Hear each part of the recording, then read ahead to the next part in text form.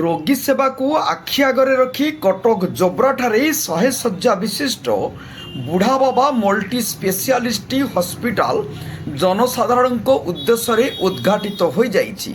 ଏହି ଉଦ୍ଘାଟନୀ ସମାରୋହରେ ହସ୍ପିଟାଲର ସମସ୍ତ କର୍ମକର୍ତ୍ତା, ଆଖପାଖ ଅଞ୍ଚଳବାସୀ ତଥା ସ୍ୱେଚ୍ଛାସେବୀଙ୍କୁ ନେଇ ସକାଳେ ଏକ ରକ୍ତଦାନ ଶିବିର ଆୟୋଜନ କରାଯିବା ସହିତ ମାଗଣା ସ୍ୱାସ୍ଥ୍ୟ ଶିବିର ଅଭିଜ୍ଞ ଡାକ୍ତରମାନଙ୍କ ଦ୍ୱାରା ଆୟୋଜିତ ହୋଇଯାଇଛି।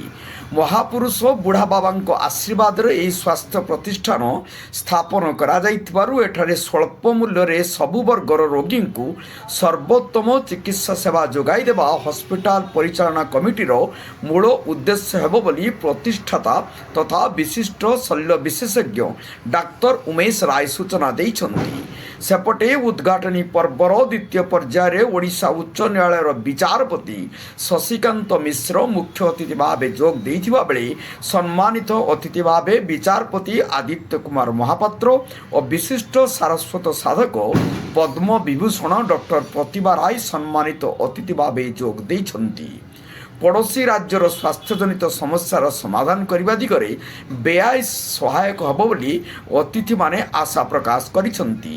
ଏହି ହସ୍ପିଟାଲରେ ମୁଖ୍ୟତଃ ସର୍ଜରୀ, ସ୍ତ୍ରୀ ପ୍ରସୂତି, ଅସ୍ଥିଶଲ୍ୟ, ହୃଦରୋଗ, ଦନ୍ତ ଚିକିତ୍ସା ଓ ଶିଶୁ ରୋଗ ବିଭାଗ ଆଦି ରହିଥିବା ବେଳେ ଏଠାରେ ରୋଗୀମାନଙ୍କୁ 24 ଘଣ୍ଟିଆ ଜରୁରୀକାଳୀନ ସେବା ସହ ICU, NICU, ପେଡିଆଟ୍ରିକ୍ ICU ସହିତ ରୋବୋଟିକ୍, ଅର୍ଥୋପେଡ଼ିକ୍ ସର୍ଜରୀ ଓ କାର୍ଡ଼ିଓଲୋଜିର ସମସ୍ତ ବିଭାଗ, pathlab, x ray, ultrasound, CT scan, endoscopy ଆଦି ସମସ୍ତ ପରୀକ୍ଷା ଗୋଟିଏ ଛାତ ତଳେ ଉପଲବ୍ଧ ହେବ।